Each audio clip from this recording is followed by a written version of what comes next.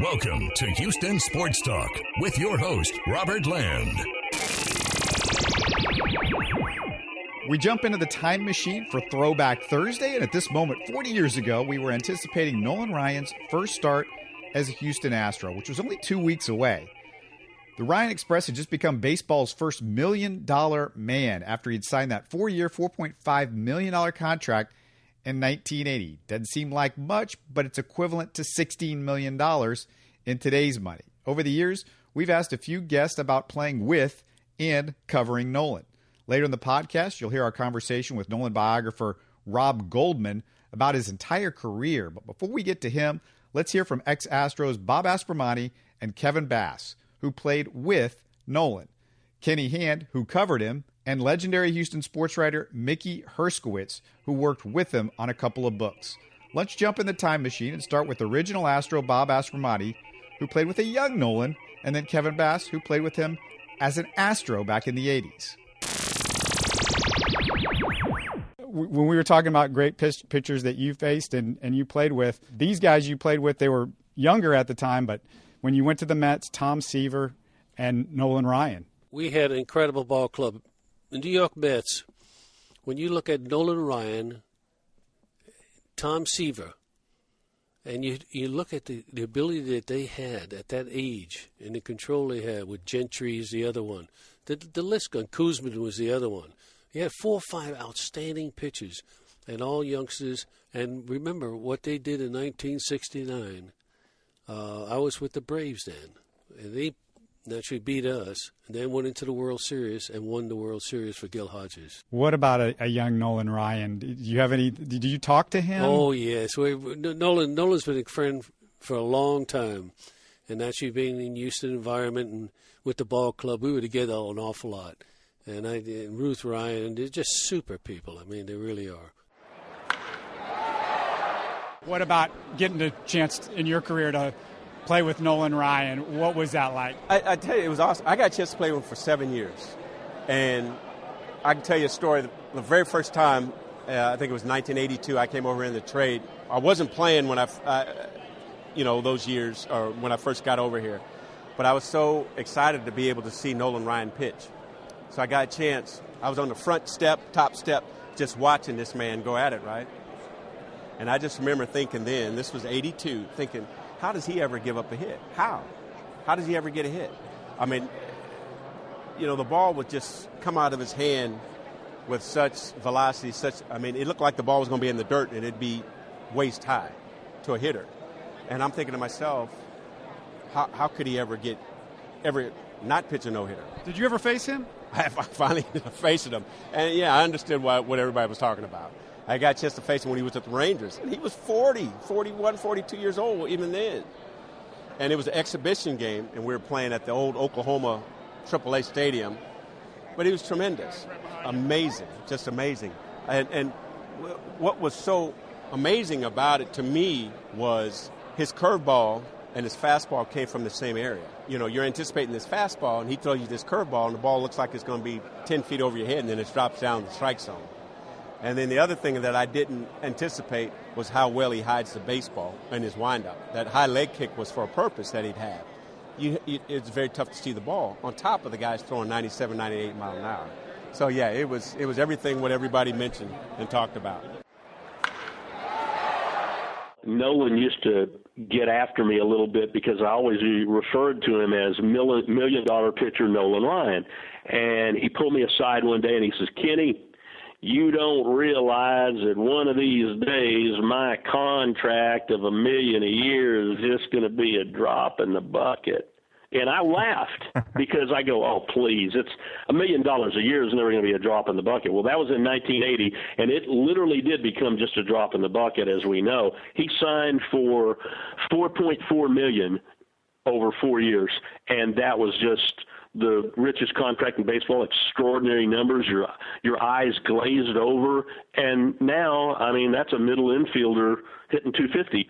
So I think what Nolan did is open up that opportunity for a lot of other big league players, many of whom are overpaid, I might add, because of the riches in baseball now, and you've got to be very careful the way you dole out the money, especially in baseball since it's a guaranteed. The NFL isn't, but in baseball, it's guaranteed. You sign somebody to the big bucks.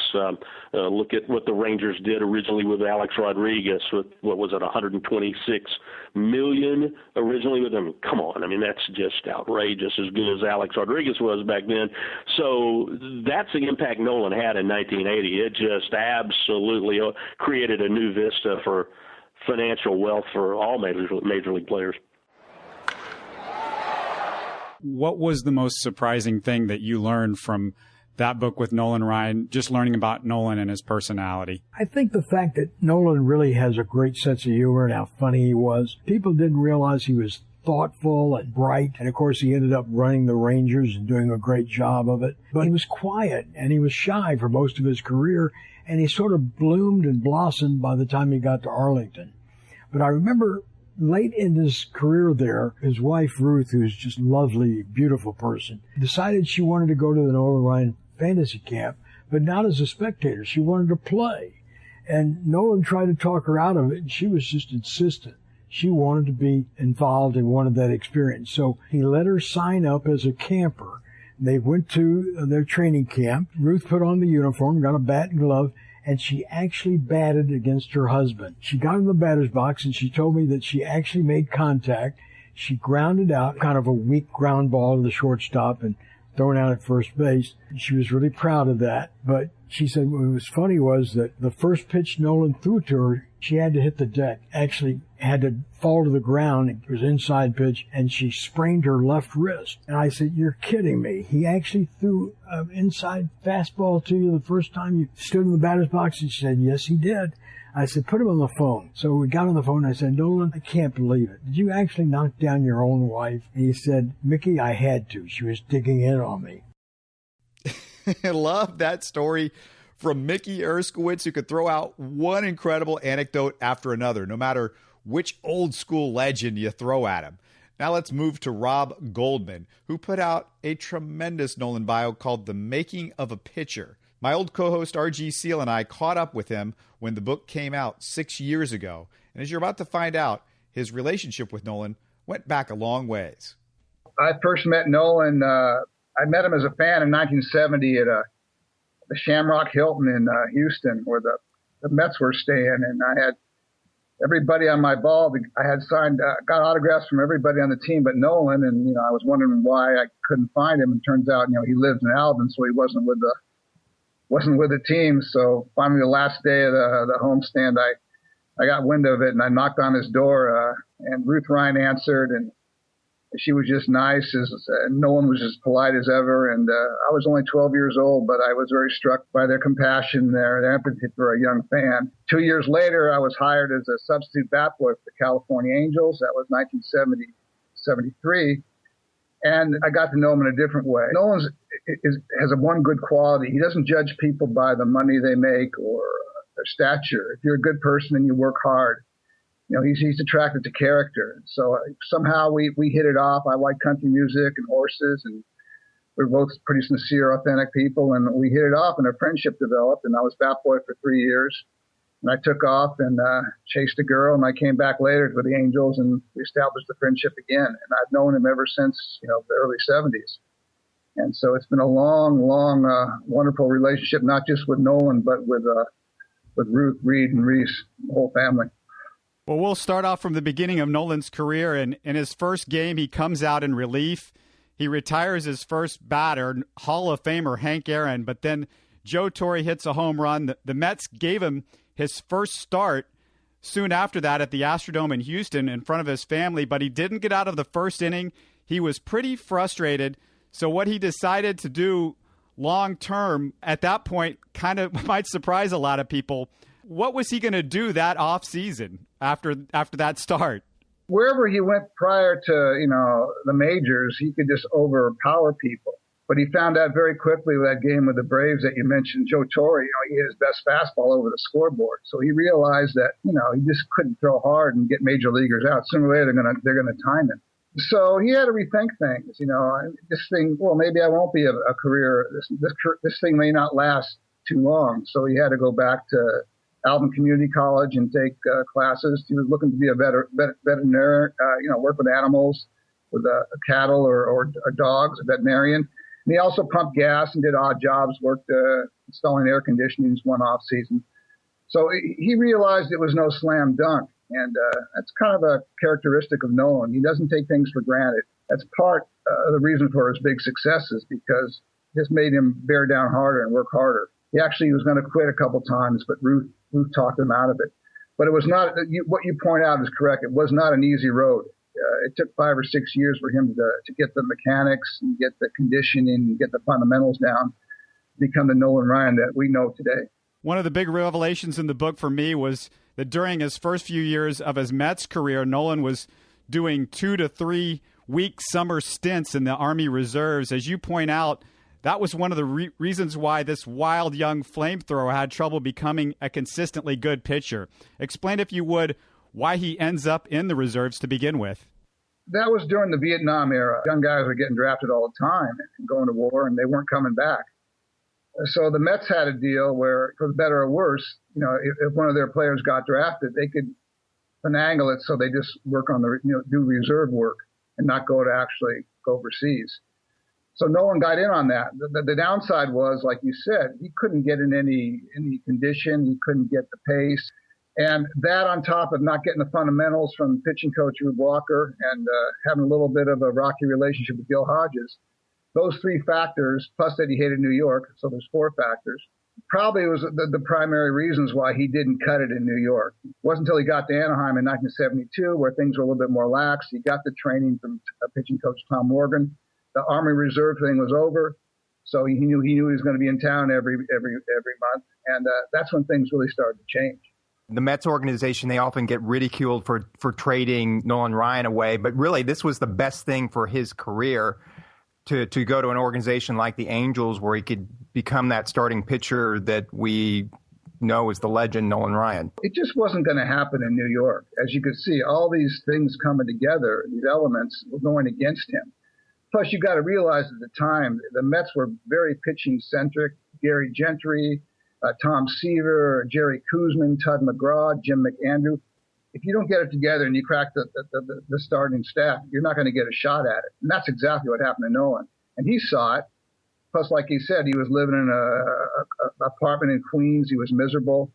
And he told Ruth at the end of the year, 71, look, if I don't get out of here, I'm going to quit baseball. And so Ruth said, well, let's give it another shot. And that's when Nolan went to the general manager, Bob Schkepping, and said, yeah, he requested the trade. It wasn't the other way around. Nolan requested that trade. And, of course, that offseason, he was traded to the Angels. And at the time, he was traded for a pretty good shortstop, Jim Fregosi.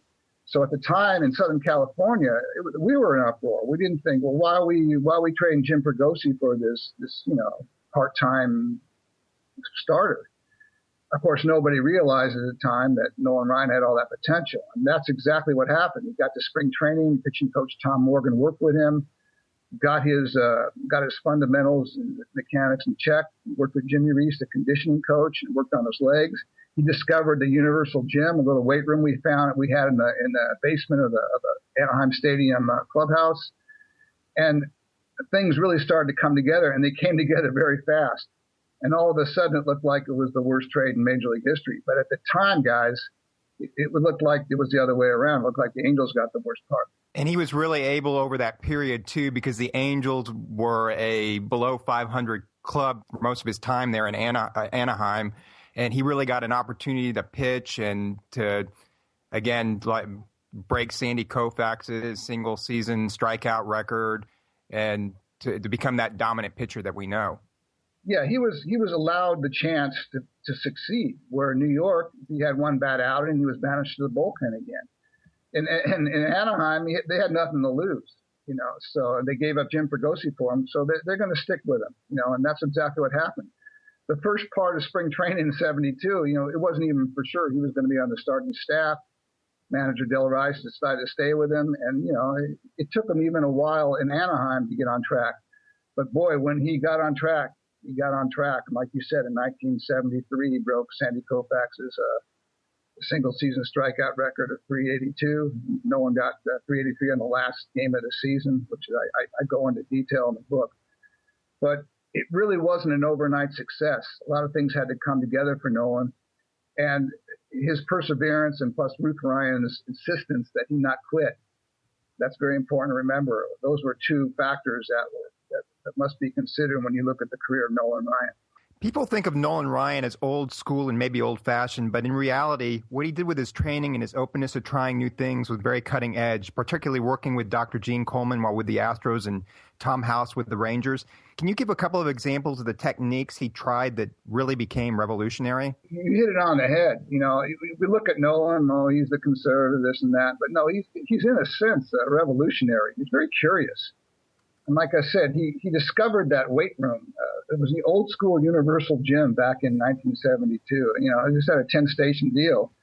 And you got to realize before that, very few pitchers touched weights.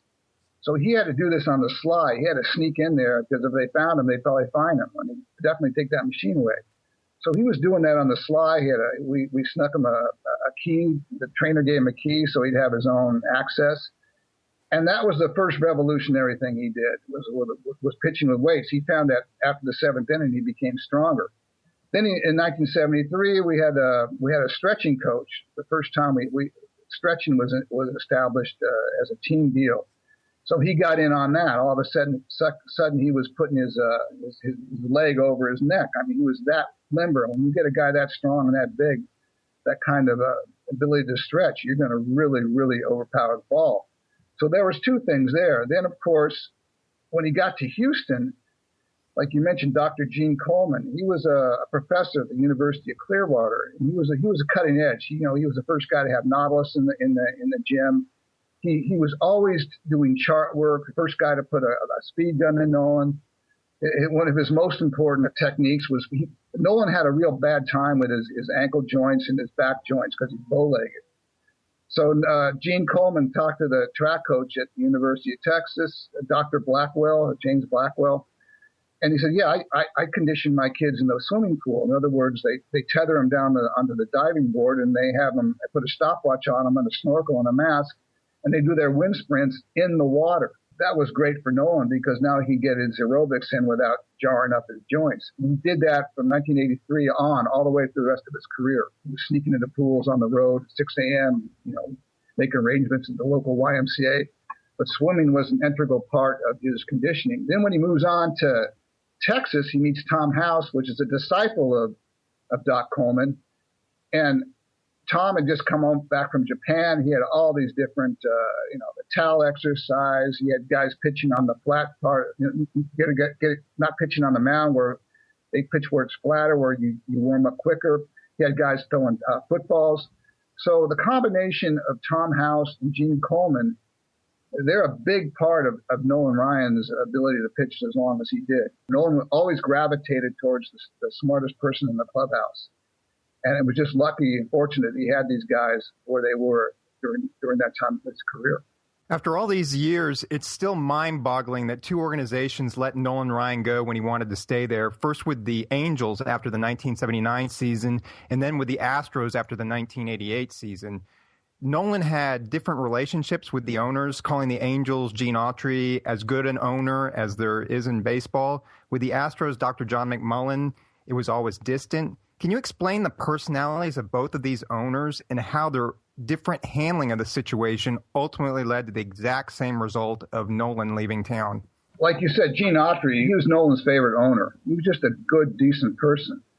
The problem with Gene, he delegated all the power to his baseball people. So he was hands off. That's just the way he worked. So he gave all the power to Buzzy Bavasi, the general manager in 1979. He said, go, let Buzzy figure it out. Now, Buzzy Bavasi is old school. He was, he worked with Drysdale and Koufax and he ushered in Jackie Robinson. He's used to calling the shots. And this is the start of the age where agents started coming into baseball. So now Buzzy didn't take to that. He liked calling the shots. He didn't want to deal with agents. So that was the problem. The problem wasn't Autry versus Ryan. Had Autry known about all this and he was going to lose him, he probably would have just gave him whatever he wanted.